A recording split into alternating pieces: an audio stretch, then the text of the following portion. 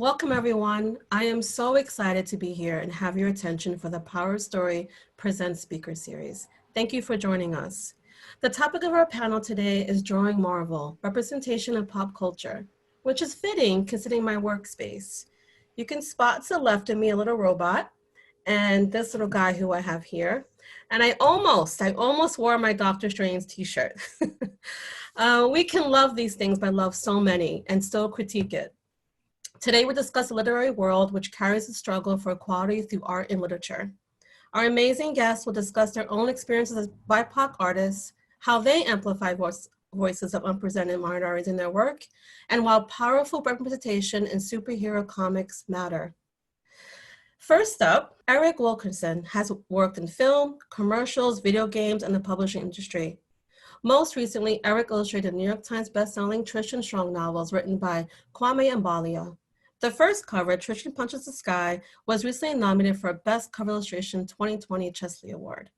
This May, Eric broke new ground with Scholastic, along with best-selling author and goddess Nick Stone, with the publication of the Black Panther middle grade novel Shuri. Eric beautifully painted the beloved Wakanda princess, giving her the spotlight she deserves, as she steps into her own destiny against a vibrant landscape. Just a few weeks ago, the cover for book 2, The Vanish, was revealed online and is set to hit shelves on February 2nd, 2021. Pablo Leon is an artist and multi-talented designer whose clients include Warner Brothers Animation, Oddbot Inc., Bento Box Entertainment, and many more. His original and groundbreaking comic story, The Journey, about the true accounts of people migrating from Latin America to the US, was recognized as a 2019 Eisner Award nominee. Pablo is teaming up with best-selling author Justin A. Reynolds and making their graphic novel debut based on one of the best Marvel characters to date, Miles Morales. The film grossed over $300 million and won the Oscar for Best Animated Feature. I believe it affirmed that people of color, not only secondary background colors, who deserve and demand to be the heroes of their own stories. Pablo not only complements the cinematic vibrancy, but takes the story to new heights in the graphic novel out next summer. One of our special guests monitoring our session is Keith Chow. I'm so excited he's joining us today. Keith is a former educator and the founding editor of the Nerds of Color. He also hosts the podcast Hard Knock Life and Southern Fried Asian. He's a co-editor of several graphic novel anthologies, including Secret Identities, and his writing has appeared in New York Times, NBC News, Sci-Fi Wire, and other publications. You can follow him on Twitter at @TheRealChow. So first up on our panel is Eric. Hi, everyone. So I am a sci-fi fantasy illustrator. I've been doing it professionally for a while now, and I've been given the opportunity to dive into doing more middle grade and young adult sci-fi fantasy novels. And Shuri, the Shuri series was actually my the second series that I picked up.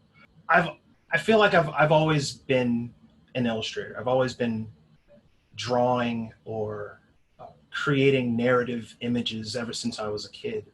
My interest in Marvel, my interest in working with Marvel has really come from being introduced to the work of Jim Lee back when I was in junior high school. A friend of mine had given me a copy of Uncanny X-Men issue 275. I remember that specific issue because it kind of changed my life. I was immediately blown away by the art. And when Jim Lee left Uncanny X-Men and moved over to starting a new X-Men title, just entitled X-Men, Whilce Portacio, I remember taking over the penciling job from Jim, and again being blown away by the art. So between those two people, between those two comic book artists, I fell in love with comic book art, wanted to become a comic book artist, and basically taught myself how to draw by copying the work of Jim Lee, Whilce Portacio, and Rob Liefeld. So when it came to doing the cover art for the Shuri series, I was only really vaguely aware of Shuri before the movie came out. because I hadn't collected comic books for many years at this point, at the point where the movie had, Black Panther movie had come out. The costume design part of the process for book 2 was probably my favorite part of the entire job. Then I read later on in the text, as I kept reading, that Shuri is supposed to have a vibranium stealth suit. She's supposed to be wearing a vibranium stealth suit in the later portions of the book, and which would render her virtually invisible. And I thought, that's the design. That's what I have to have her wearing on the cover. And I messaged the art director, and they loved the idea.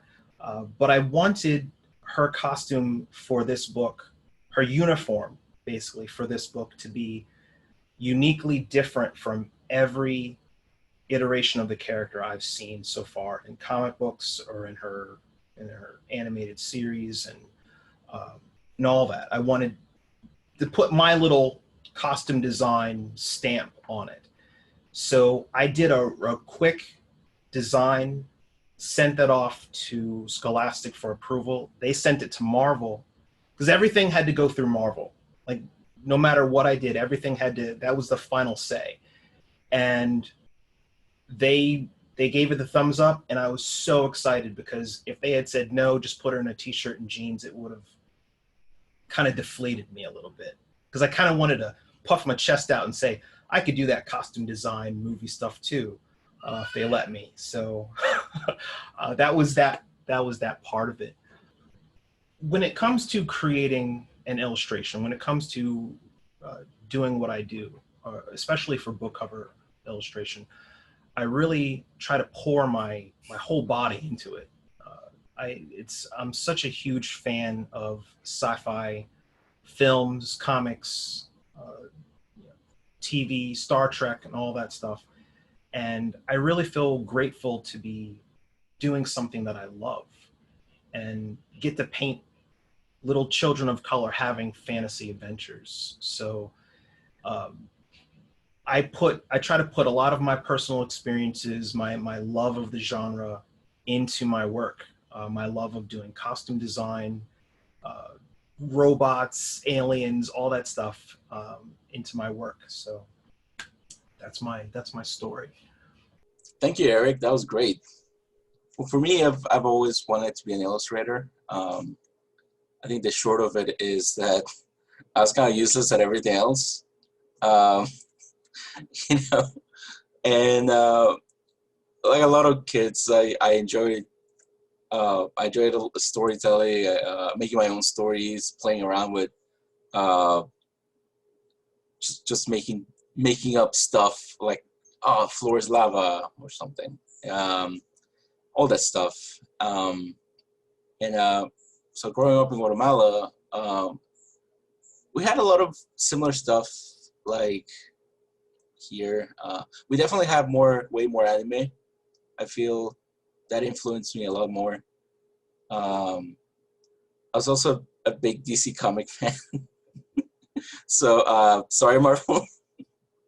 But yeah, as I've grown up, it's my likes have changed a lot. Definitely. What snapped me into this was it was a movie that came out a few years ago. It was called The Book of Life by this director Jorge Gutierrez. It was just unapologetically Mexican and stylistically different than what had been coming out for a while. And I was like, yeah, I want to do that. He can do that. And I can do it. So since then, I've kind of made it my mission to, bring spotlight on, Latinos, our culture, our roots, a lot of the indigenous representation that comes from our countries, and all that stuff. I do a lot of nonfiction stuff, like documenting stories about unaccompanied children, DACA, immigration stuff, similar stuff like this. That's been my thing. I made a comic called Journey, about a girl that deals with the immigration system in 2014. I personally love the character of Miles. I know that he means so much to many people, to Black people, to Afro-Latinos and Latinos. There's just some initial characters for sketches for Miles. So he has in the comics, he usually has like a more close, like a close shave cut. But I enjoy the idea of the Afro. We had another character that it ended up having a similar look, so we had to step back a little. So this is where we ended up with the characters. Spider-Man he's less bulky, a little more dynamic. They are kids. He's a kid after all. So I definitely enjoy it. He's a little more clean cut than regular comics. There's more shadows, so I wanted to have it a little more of a fun looking style, I guess. I wanted it to have a very graphic look, something, like I said, something fun to look at that we hopefully complement the story as best as I can. I made this illustration about 2 years ago after I came home from watching the Spider-Verse movie. So this is page 1. The book has definitely evolved from this as we've come along, and but I've really dug this page a lot. I was like, this is what I want to look like, and I really pressed about it, and I'm really glad that they let me do this. But yeah, this is really proud to be working on this, and yeah, this is me, and thanks for having me. Wait, I want more.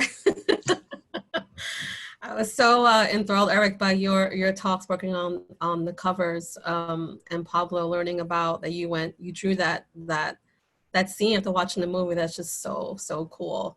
Also, I would encourage you guys to follow these guys on Instagram. You can also find other sneaky peeks from Pablo working on this book and other amazing work. And I love Eric has amazing book trailers on his website. It's incredible, so talented. Thank you both for sharing some of that. So now I'm gonna bring in Keith onto the screen. We're gonna talk a little bit deeper about this topic and get into it. So Keith, take it away. Thank you so much, Lisette. First of all, thank you to Scholastic for having this conversation and having me moderate this discussion. And thank you to Eric and Pablo as well for joining us. I'm totally blown away by both of your art styles and your stories in particular. And being able to tell the stories of these two characters. I just wanted to take it back real quick though, before we get into Shuri and Miles in particular. I want to take it back to what Eric said about how, the two artists that most influenced you were Jim Lee and Wells Portacio. And, without even thinking, like, those are two Asian American artists, right?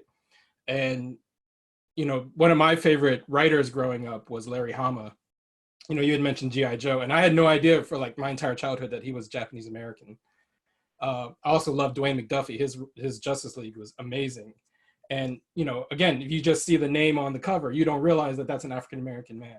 And Dennis Cowan was one of my favorite artists growing up. So like all of these artists and writers and creatives in comics were all people of color. And I had no idea because the characters that they were creating and they were writing and they were drawing were all white. Wolverine, Batman, Superman. So what's brilliant about being a comics fan in 2020 is that two of the most popular Marvel characters right now that are getting their own books and movies and merchandise are Shuri and Miles Morales, who've only been around for 15 years, right? Shuri debuted in 2005 in Reginald Hudlin's Black Panther run. Brian Michael Bendis created Miles Morales after the Donald Glover first Spider-Man campaign in 2010. So like these characters haven't even been around that long, and they're already some of the most popular characters in like not just Marvel comics, but like Marvel entertainment and pop culture beyond just the comic book. So let me take it back to you for a second, Eric, since you had mentioned these artists that you were influenced by. Like, did you ever like, when did you realize, at what age were you when you were reading these comic books and thinking to yourself, like, wow, I love me some Superman and Batman and Spider-Man, but when am I going to see like a black person in a superhero costume? I don't know exactly when, but I remember it being a big deal when Milestone Comics was formed. And Speaking of that Dwayne was, McDuffie, right? yeah, that was Dwayne McDuffie. I remember that because all of the creators, the founders of that imprint were, I guess it was a whole company back then, Yep. were on the cover of Black Enterprise magazine. And that's when my mom kind of, like, she got that issue and handed it to me as a kind of like, here's artists out here doing this. And my mom was always so supportive of my interests and what I wanted to do, what I love to do. So she would always take me to the comic book store every Friday night. It was comic book store and X-Files. So we knew what I was going to be doing after X-Files every Friday. But she introduced me to Milestone and to other Black comic book characters that were out there that she could find or that she saw. But I was maybe 13 or 14 at the time, and really being blown away by that. But also not really being consciously aware that there wasn't that representation, because I'm thinking, okay, there's Storm, there's Bishop with the drip with the Jerry curl, right? And there's a couple of characters sprinkled throughout DC Comics, but there was more representation I felt in Marvel. Even if there was only one or two per team or per comic book, at least I could say they were there. But then here's an entire comic book line where, Icon and Static and all that stuff. So that was a big deal for me. Yeah. Pablo, you had mentioned Book of Life and your background in animation being, seeing this like unapologetically Mexican art style in a mainstream Hollywood movie. Did you have any kind of similar influence or like epiphany when you were reading comics? I mean, because as you said, like Latinx representation in comics is still few and far between, isn't it? Yeah. I think at one point I was my renaissance in coming back to comics in the early 2000s was with Green Lantern. I believe Kyle Rayner, I'm not sure how to pronounce his name. I think at some point they said he was Latino. Yeah. There was definitely no hints about it, but just that they said it, I was like, oh, okay, here's something. I was also really amazed when they put out the Araña, the Anya Corazon one. She eventually becomes Spider-Girl. These days she's Spider-Girl, I guess. But it was a very, very much like, this is a normal Latino New York family. Here it is. And I was like, yeah, this is amazing. I ate through that book. It was great. But before that, I can't think of any. I mean, there were villains. There's always villains. Right. Unfortunately, that's been the. Trust me, as an Asian comic book fan, I know like the only way you're gonna see yourself in a comic book is if you're. Yeah. So, I totally get that. So, speaking of that, do you feel a greater sense of responsibility since, as they say, with great power, right? But knowing that you are drawing these characters, you're drawing Shuri, you're drawing Miles for that, 13-year-old Eric or that 13-year-old Pablo who's picking it up and seeing themselves. I mean, I think kids today maybe take it for granted because, as we said, like it was amazing to even see like a background character that was of color. So, but now you're seeing someone on the cover. Do you have a greater sense of responsibility that let me make sure I make this visual representation even more accurate, even more representational of what it's really like to be a Black teenager or an Afro-Latin teenager in America? Yeah. I mean, I can't. I have my culture, and what I lived is probably very different from what somebody else lived. we share a lot of experiences. So my goal is always just to show a little bit of what I grew up with. And if somebody like um, can identify with that, that would be great. My hope is that kids can become inspired and be the best versions of themselves. My wishful thinking is that, in the near future, we're done having to fight this much to have proper representation. And, hopefully in the future, they'll be able to tell their stories without going through all the hoops that we have to go through to do it. But that's my dream. It's a good dream to have. And how, as an artist of color, how important is it to make sure that Shuri and Miles Morales, Pablo, you mentioned getting his hair texture correct. Like, how important is it that these characters look like real teenagers, real Black teenagers, as opposed to just drawing a quote unquote normal regular character, and that's always been code for like a white character. Yeah, it's very important to me to depict the character properly, especially when it comes to issues of what shade of Black, how dark, how light the character should be, and all of that, what their hair texture should look like, the size of their nose, their lips, all of these details. That was part of the controversy over that Storm image that game studio put out, is that it was really just a white woman with a tan. and that's offensive, because she's not even biracial. She's like straight out of Africa. But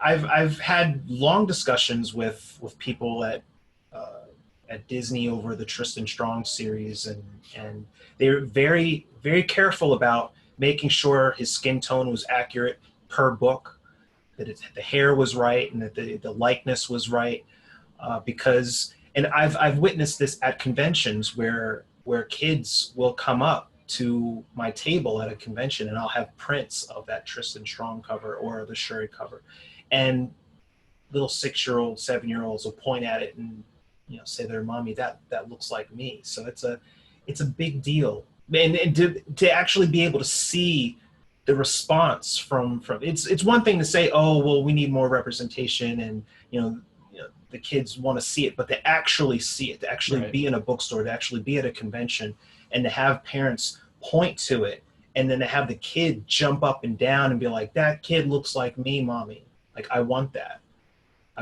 book. I want that print. So that's moving for me. Yeah. So to do it any other way, to phone it in, to not care, it's like, that's not in me. Yeah, no, I think that's absolutely right. And that's how you change the default, right? Like, everything defaults to whiteness for a reason. It's been systematically created to do so, and we have to do other things to make sure that we redefine what that default is. Pablo, you had mentioned in your presentation how most of your work is actually dealing in nonfiction, like you did comics about undocumented immigrants. How does that real world affect your take on your comic book work, your Miles Morales in particular? Like, how does the real world kind of present itself in this, heightened superheroic world that Miles exists in? With the Miles Morales story, there's definitely an approach that we have with Puerto Rico, especially during these times where so much happened to this island in such a short amount of time, and it's insane. So all that, I think children understand. They definitely understand something is happening. They're not oblivious. So I think it's good for them to be at least aware in some way or another that, these problems happen. Maybe there is no actual solution, or maybe there is some solutions that we haven't properly reached, but at least you're aware. And this is the world, but the world can be a little better. But just being informed is already a great step. So I don't think we should shy away from having, our work be informed by real life events, especially now. Yeah. No, I think you're right that there's always been in the past a fear of quote unquote injecting politics into, comics or your pop culture. Often you get derided as a social justice warrior, as if like that's not what every superhero is by default, right? Like, isn't the whole point of being a superhero is that you're a warrior for justice? Just to continue this thread though about how do we change the dynamic? How do we change that? Continue changing the default? You mentioned, Pablo, like we live in different times now, right? Where we can be more vocal about racism that we see that and in the summer of 2020, that's become kind of like, it's almost become cliche for like corporations to be like, here's our message for social, like the NFL is now kneeling and it's okay now, even though, some players aren't allowed in the league for kneeling. But anyway, that's another topic. But how can pop culture corporations, continue this and make it real and not just be, lip service? How do we make sure that publishers like Marvel and Scholastic are able to like put these stories out by people of color, by marginalized communities, for everyone, really? I think one of the misnomers is that like books with Black characters are only for Black people, whereas we're going to scare off some of the audience if we don't have white people in these books, which kind of like ignores the fact that, as we started this conversation, that like, as fans of color, we've always identified with the white superheroes, and it was never that difficult. It's not that difficult to identify with Black, Latinx, or Asian superheroes. But how can we do better as an industry, as a publishing industry, to make sure that these stories are being told and that the work against racism isn't just put on the backs of marginalized people? That's a lot there, Pablo. Sorry. Okay, let me see. Like you said, we're definitely in rough times, really tough times lately. I think children and teens are more impressionable, more susceptible to. They're like sponges, So it makes sense to make a lot of content that portrays and exposes them to different cultures, races, ideas. And I feel like that's how we change minds, just like putting that stuff out there. I think celebrating who we are, celebrating our culture, where we came from, our roots, but also like celebrating our passions as artists as well. I think that's what we can do, just normalizing how we are.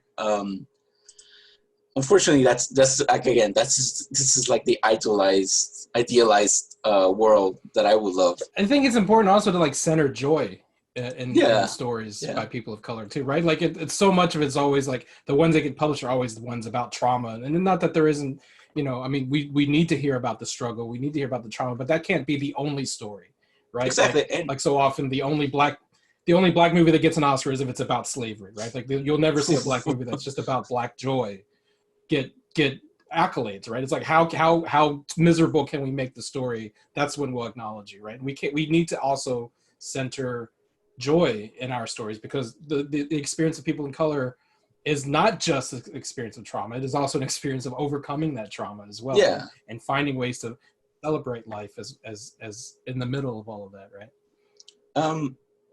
And I think, to answer the second part of your question, what can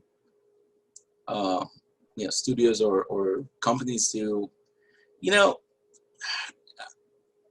not to get too grim here,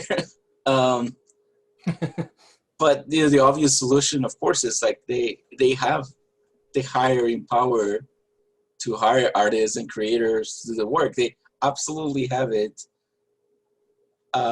That it takes horrible tragedies for them to realize that, oh, these people exist. Oh, Black people exist. Like, you know, it's kind of a slap in the face, and you know, I'm thankful for the opportunities that I've gotten, and you know, I've all that. I wouldn't be here without the support of a lot of people that believe that I can do this stuff. But I think,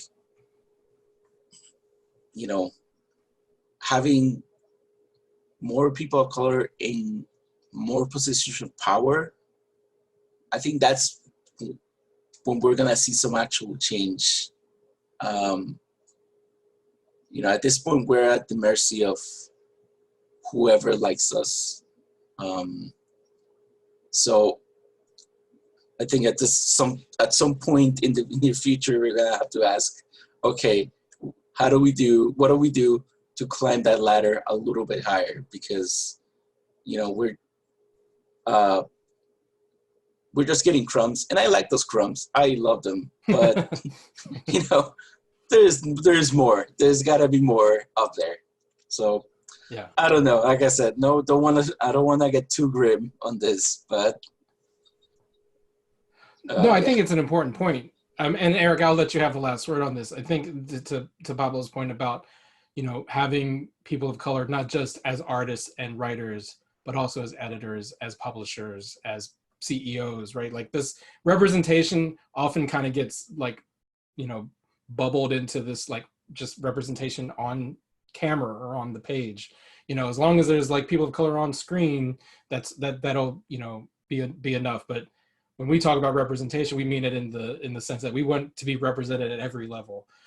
What are ways that publishers and companies and studios can, in your mind, Eric, can achieve that and promote not just, you know, more artists of color, but and not just people of color, but like all marginalized communities, LGBTQ representation, disabled representation. Like, how can we make sure that marginalized communities are no longer marginalized?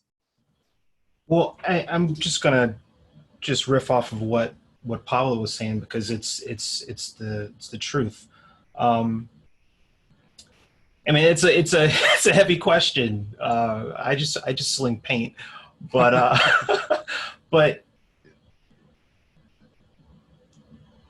people the change is going to have to come from the top.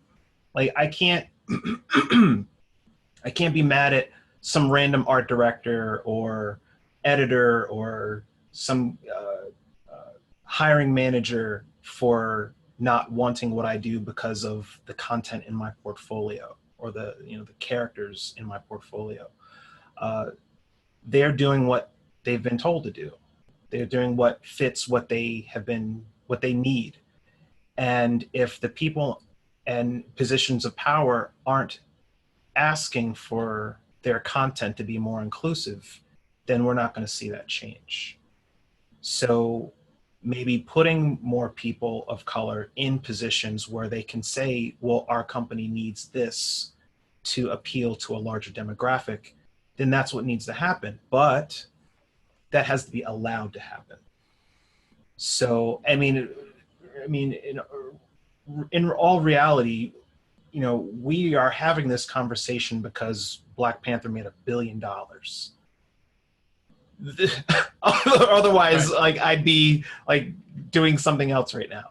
But you know, it's a capitalist world, and it's not just, oh, Black people exist, oh, you know, people of color exist, oh, they're not in this space, or they're not represented. It's, oh, we didn't care to make content for you because we didn't think, or we didn't want to tailor it to your market, to your, you know, we've been content making stuff for this market over here, for this demographic, for decades, you know, and then something comes out and is successful, wildly successful, and then everybody thinks, oh, well, we want some of that. We need to have some representation. We need to put a Black face in this or whatever. But it's really going to come from the top. And I think about children's books. I think about sci-fi art in general. I had somebody from a publisher tell me that they would like to be more inclusive, but the company is owned by a bunch of old rich white guys. So um, you can't really do anything with that. But in children's books, there's a chart that gets put out every few years about the diversity in children's books, right? And this is kind of falls in line with that category, where they break it down in percentages from like Indian, Latino, Asian Pacific, African American. Uh, they have a very small percentage of the market. The lion's share of books that are created for kids are aimed at white kids, over 50% of the market. Books about animals sell more than a book about a little Asian boy or girl. That's messed up. So, but somebody in a position of power is saying, okay, well, we'll probably move more units of this book about little itsy bitsy spider than a book about, some kids, Asian heritage or Black heritage or whatever. But also going back to what you were saying about Black pain and like stuff only winning an Oscar or being noticed if it's us on screen being, brutalized. And it's like I don't go see those movies. I stay away from them. I would love to see more children of color or just people of color in sci-fi art or in fantasy in this across the gamut. Comics, movies, cartoons, video games. People lost their minds when they found out that Miles Morales was getting his own video. Right. They're like, no, that's got to be DLC content. That can't be real. I mean, that speaks to what you were saying about even Black Panther. Like before February 2018, everyone second guessed that movie. No one assumed that Black Panther was going to make $1 billion. I mean, it's maybe the reason he's barely in Infinity War, right? Like you almost feel like, oh, who knew that was going to be a big movie? Now we got to find more scenes of like Shuri and T'Challa, right? Like the idea that Black Panther making $1 billion was a surprise is exactly what you're saying. This idea that like Miles Morales, oh, that's got to be like side quest. That can't be the main thing. That the only way to change that paradigm is if you make $1 billion, if Spider-Verse brings home the Oscar. Like these are the things, like, support these characters, support these artists, support the work. I think that's probably the message that we can end on. Sorry for bringing it down. There's hope for change, and that change is going to come from people creating the content and putting it out there, whether it is picked up by a major publisher or major company, or whether they create their own IP and put it on Kickstarter. And I mean, there's tons of people that do that. There's hope for change, but it's going to have to be people just putting it out there and shoving it in your faces, in people's faces, until it becomes normalized, so that we could just basically sit here for an hour and have a conversation about technique and influences and stuff like that, and not have to dip into, well, how's it feel to be in a white-owned industry as a person of color creating art of color?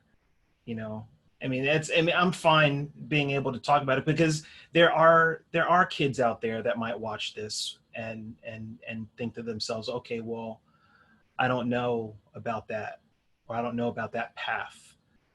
If they're basically saying that it's so hard, but there's so much fun to be had. There's so many positive things that can come from it.